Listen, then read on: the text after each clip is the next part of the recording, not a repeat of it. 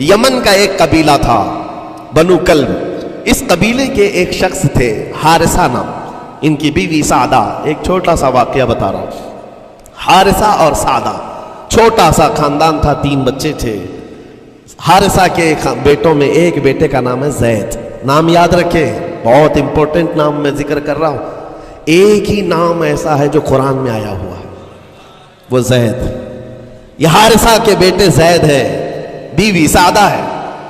یہ حارثہ اور سعدہ 3 بچوں کے ماں باپ تھے، ہنسی خوشی زندگی گزار رہے تھے. سعدہ ایک دن اپنے بچوں کو لے کر اپنے مائکے جا رہی تھی. راستے میں ڈاکوؤں کا حملہ ہو گیا، مال سب چھین لیا قافلے کا. اور اتفاق ایسا کہ یہ 8 سال کے جو زید تھے ان کو بھی ڈاکوؤں نے چھین لیا. ایک ماں سے اس کا 8 سالہ بڑا بیٹا چھین لیا جائے تو ماں کی کیفیت کیا ہوتی. اس قدر درد میں تھی ماں. جان تو بچ گئی، 2 بچے بھی بچ گئے، لیکن بڑا بیٹا میرے ہاتھ سے چلا گیا. مارے مارے صحراؤں میں گھومتی تھی، پکارتی تھی میرا زید میرا زید میرا زید میرا زید. ڈاکوؤں نے زید کو کیا کیا، عکاظ کا ایک میلہ لگتا تھا. اس وقت یہ غلامی کا دور تھا، لوگ انسانوں کو پکڑتے اور بیچ دیتے تھے. وہاں لا کر کے انہوں نے زید کو بیچ دیا، غلام کی حیثیت سے بیچ دیا. آگے میں بتاتا ہوں. یہاں سعدہ کا حال بے حال تھا. واپس گھر آئی تو باپ اپنے شوہر سے کہا، اور شوہر کا حال تو ایسا تھا کہ وہ زید کو اپنی آنکھوں کا نور، اپنے آنکھوں کا سرور سمجھتا. اور اس قدر پیار و محبت والا باپ مارے مارے گھومتا رہا گلیوں میں. اور ان کا لکھا ہوا ایک اشعار کا منظوم ترانہ ہے جو اپنے بیٹے کی جدائی میں لکھا. اپنے دشمن بھی وہ ترانہ سنتے تو رو پڑتے تھے. ایک باپ کا درد اپنے بیٹے کی جدائی، بہت روتے تھے بہت. ماں بھی دن رات روتی، باپ بھی پہاڑوں پر چڑھ جاتے اور وہاں سے صدا لگاتے، اے آسمان اگر تو نے زید کو دیکھا ہے تو میرے حوالے کر دے. زمین کے چپے کہیں اگر زید میرا زندہ ہے تو مجھے وہاں تک لے چل. یہ اشعار میں گنگناتے تھے، روتے تھے. اور زید کا کیا ہوا، عکاظ کے میلے میں بیچ دیا گیا. خریدا کون؟ حکیم بن حزام، جو حضرت خدیجہ رضی اللہ تعالیٰ عنہ کے بھائی لگتے تھے. یہ لے کر کے آئے اور حضرت خدیجہ رضی اللہ تعالیٰ عنہ اس وقت مکہ میں اور حضور پاک صلی اللہ علیہ وسلم کے نکاح میں. تو حضرت خدیجہ کے پاس یہ زید آ گیا. بھائی نے گفٹ کے طور پر دے دیا. حضرت خدیجہ کے گھر میں یہ زید جب آئے، اس وقت ان کی عمر یعنی 10-12 سال کے آس پاس رہی ہوگی. اور یہ ایسا لڑکا جو چھوٹی سی عمر کا، ادب اتنا تھا کہ ہر ایک کا ادب کرتا، بڑے اچھے خاندان سے تعلق رکھنے والا. ہوا کیا، ایک دن آفتاب رسالت، ماہتاب رسالت رسول پاک صلی اللہ علیہ وسلم کی نظر پڑی. دیکھا اخلاق و کردار میں کامل بچہ ہے، اور ایک ہی نظر میں بھاگ گیا. پوچھا حضرت خدیجہ سے، کہا کہ یہ غلام عکاظ کے میلے میں بیچا گیا ہے. حضور نے فرمایا یہ میرے حوالے کر دو، میرے حوالے کر دو. حضور نے جس کو پسند کر لیا ہو، حضور نے جس پر نگاہ رکھی ہو. اب وہ زید خوشی خوشی حضور کے پاس آئے. نبی پاک صلی اللہ تعالیٰ علیہ وسلم ان کے اخلاق سے بڑے خوش تھے، اور اس کے بعد محبت بھی ایسی دی، ایسی شفقت دی کہ زید کو نہ باپ کی خبر تھی نہ ماں کی خبر تھی. جو کچھ تھا وہ رسول اللہ کے پاس تھا. حضور پاک صلی اللہ تعالیٰ علیہ وسلم کی تربیت میں دن گزرتے گئے، بڑے ہو گئے، یہاں تک کہ 16 سال کی عمر تھی. ایک دن حج کے موسم میں یمن کا بنو کلب خاندان آیا ہوا تھا، اور وہاں حج کے دوران وہ لوگ زید کے باپ حارثہ کے لکھے ہوئے اشعار پڑھ رہے تھے اور لوگوں کو رلا رہے تھے. ایک ہمارے قبیلے میں باپ ہے جو بچھڑے ہوئے بچے کی یاد میں روز روتا ہے، اس کے اشعار تو سنو. لوگ سن کر کے رو رہے تھے، یمن کا کوئی ایسا باپ ہے جو یوسف گمگشتہ کی خبر میں رویا کرتا ہے. یہ لوگوں کی بھیڑ لگی تھی، اسی کے سامنے سے زید کا گزر بھی ہو رہا تھا. بنو کلب کے لوگوں نے زید کو دیکھا، پہچان لیا، یہی تو وہ بچہ ہے جس کی یاد میں اس کا باپ روتا ہے. اور اس کو بلایا اور کہا تیرا نام؟ کہا زید. باپ کا نام حارثہ. کہا یہی تو ہے جس کے غم میں پورے اشعار پڑے جا رہے یمن میں. زید سے کہا تجھے پتہ ہے تیرے باپ کا رو رو کر کے کیا حال ہو گیا؟ تیری ماں صحراؤں میں آواز دیتی ہے، پہاڑوں پر چڑھ جاتی ہے. ایک بچے کے لیے اس کے ماں باپ کی جدائی بتا دینا کتنی بڑی بات تھی. میرے عزیزوں، سالوں کی یہ گم گشتہ خبر پھر سے واپس مل گئی ہے. زید نے کیا کہا کہ اب میرے ماں باپ سے جا کر کہہ دیں کہ رونا دھونا بند کریں، اونٹوں کی طرح ادھر ادھر بھٹکنا بند کریں، انہیں میرا سلام پہنچائیں اور کہیں انہوں نے جہاں مجھے دیکھنا تھا اس سے بہتر جگہ میں ہوں. اس سے بہتر جگہ میں ہوں.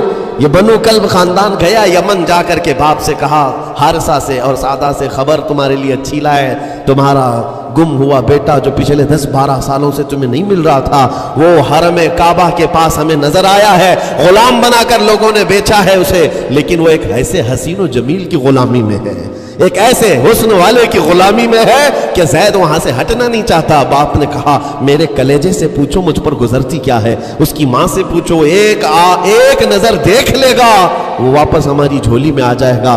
دوڑتے دوڑتے یمن سے گھنٹوں یعنی جو مہینوں کا سفر تھا دنوں میں طے کر کے پہنچے. مکہ آئے، جیسی آئے تو رسول پاک صلی اللہ علیہ وسلم کو ڈھونڈا.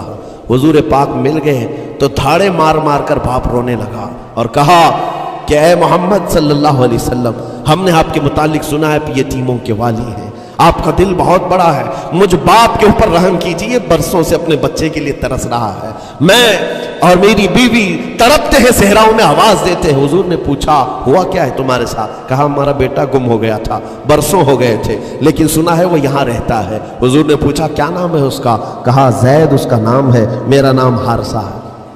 حضور پاک صلی اللہ علیہ وسلم کے محبوب زید کے بارے میں پوچھ لیا. حضور جس سے خود محبت کرتے ہو، حضور جس سے محبت کرتے ہو، باپ نے پوچھ لیا.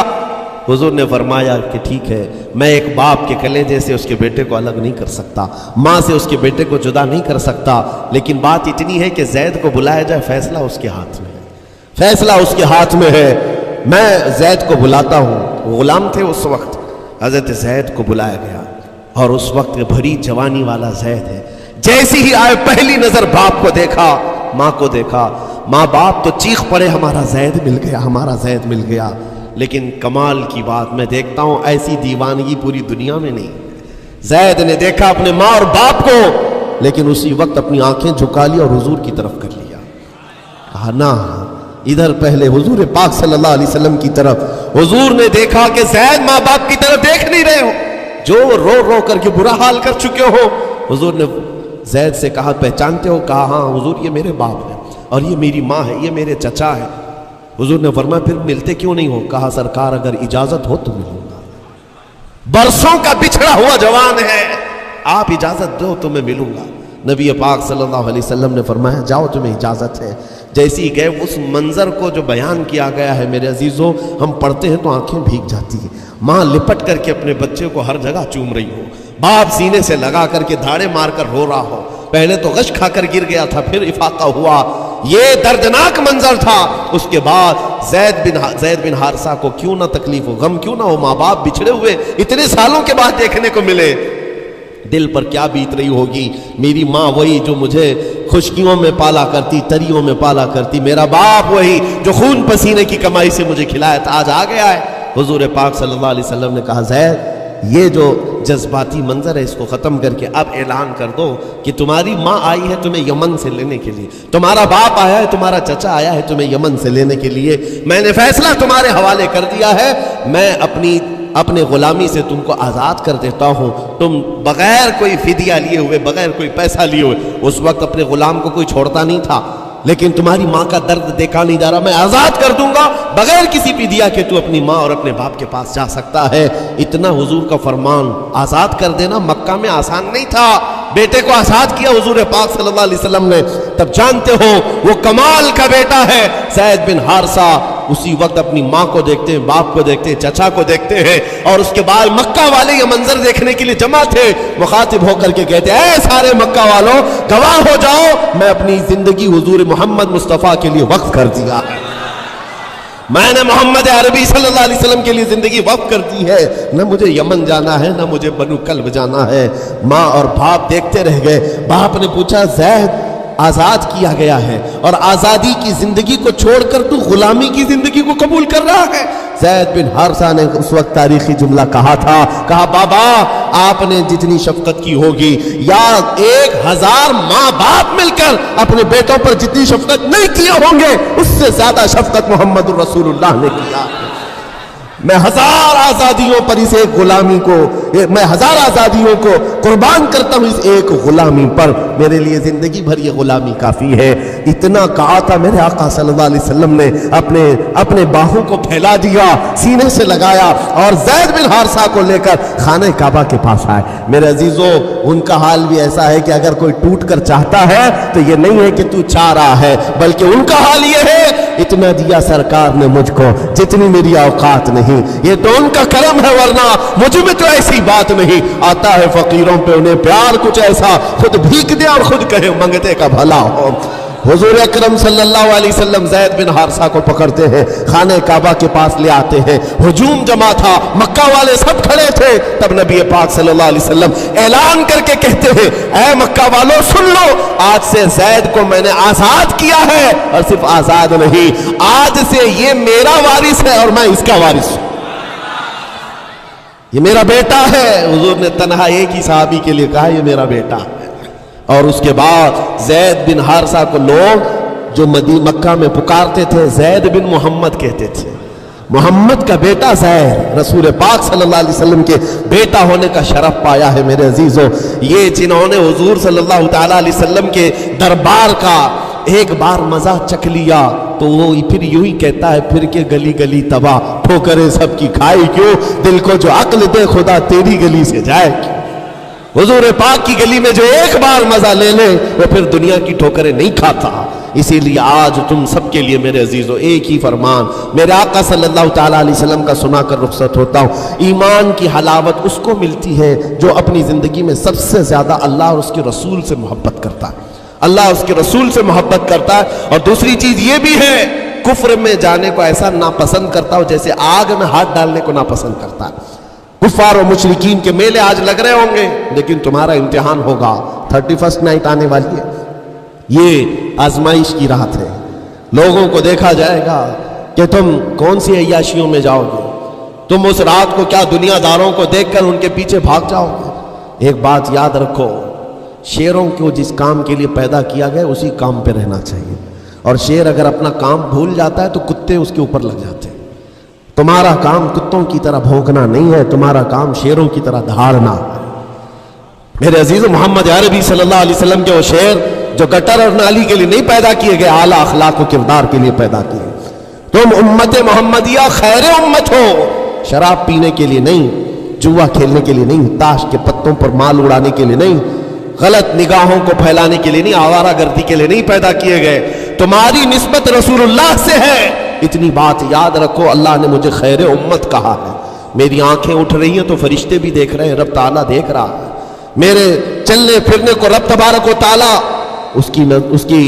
اس کے علم سے کوئی ایک ادا بھی میری بے خبر نہیں ہے، غافل نہیں ہے۔